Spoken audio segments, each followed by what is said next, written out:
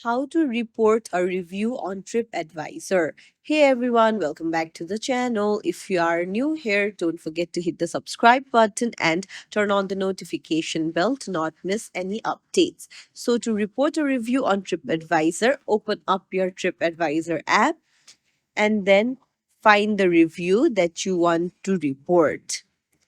So, you need to go to the review section first. And then once you find the report that you want to review, just tap on the three dots beside it and you can see report insider tip.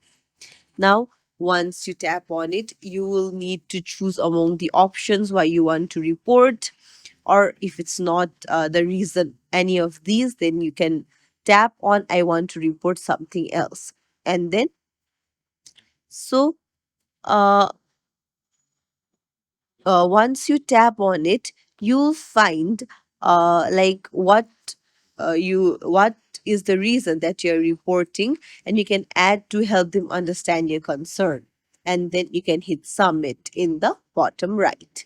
So that's how you report a review on TripAdvisor. If you found this tutorial helpful, don't forget to like the video and subscribe to our channel for more tips and tricks. Thank you for watching.